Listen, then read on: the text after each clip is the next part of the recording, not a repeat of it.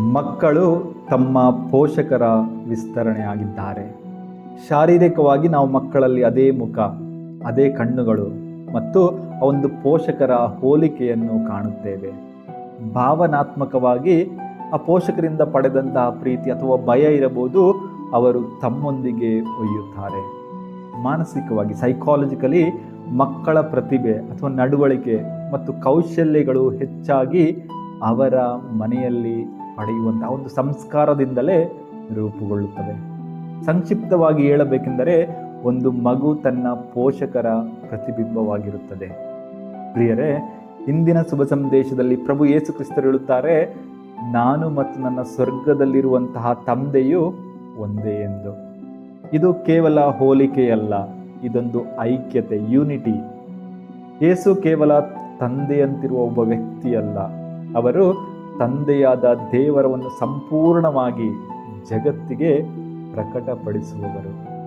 ನಾವು ಪ್ರಭು ಯೇಸು ಕ್ರಿಸ್ತರ ಒಂದು ಪ್ರೀತಿಯನ್ನು, ಆ ಒಂದು ಕ್ಷಮೆಯನ್ನು, ಅವರ ಒಂದು ಗುಣಪಡಿಸುವಂತಹ ಶಕ್ತಿಯನ್ನು ನಾವು ನೋಡಿದಾಗ ನಾವು ಸಾಕ್ಷಾತ್ ದೇವರ ಹೃದಯವನ್ನೇ ನೋಡುತ್ತೇವೆ ಎಂದರ್ಥ.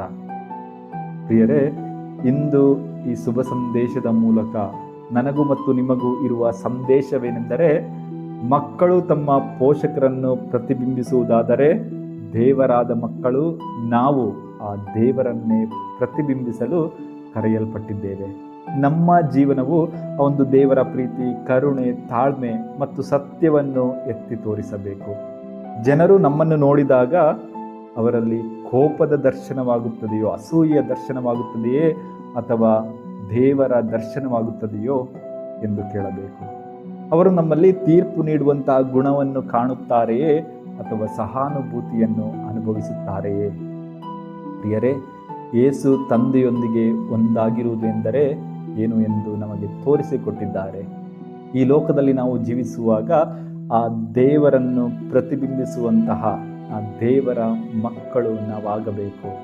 ದೇವರನ್ನೆಲ್ಲರನ್ನು ಆಶೀರ್ವದಿಸುತ್ತಾರೆ. ಆಮೇನ್. ಅಲ್ಲಿಗೆ